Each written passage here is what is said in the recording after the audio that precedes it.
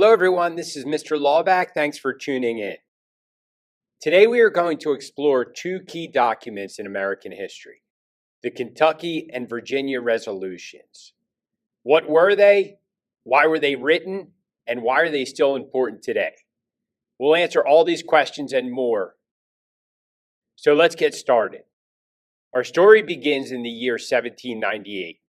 The United States was still a young nation, and political tensions were high. President John Adams, who was the second president, and his Federalist Party were in control of Congress.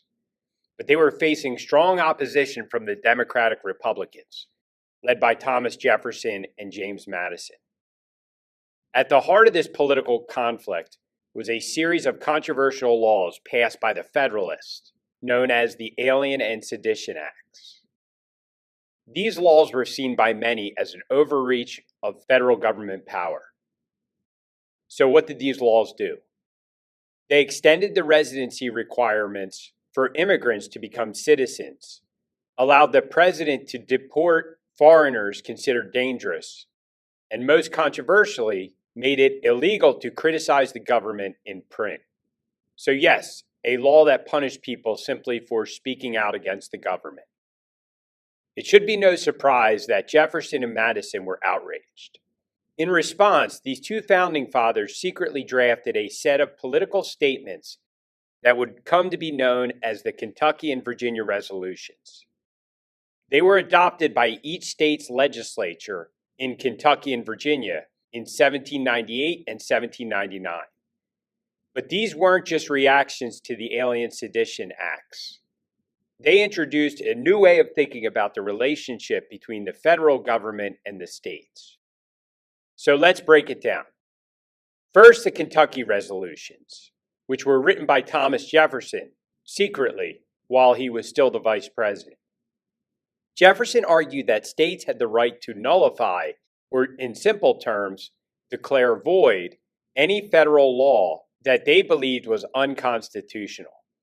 He believed that the states had entered into a compact when they formed the federal government, meaning they had created it and thus could judge its actions. This is called the compact theory.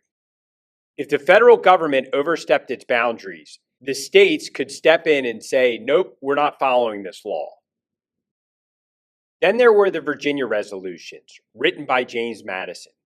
Madison didn't go quite as far as Jefferson in calling for nullification, but he still believed that states had a responsibility to push back when the federal government exceeded its constitutional powers. Instead of nullification, Madison advocated for interposition, the idea that states could step in and protect their citizens from unjust federal laws. Both resolutions were direct challenges to the Alien and Sedition Acts. But the deeper message was clear: states' rights. Jefferson and Madison believed that the federal government shouldn't have unlimited power and that the states had their right and their duty to hold it in check.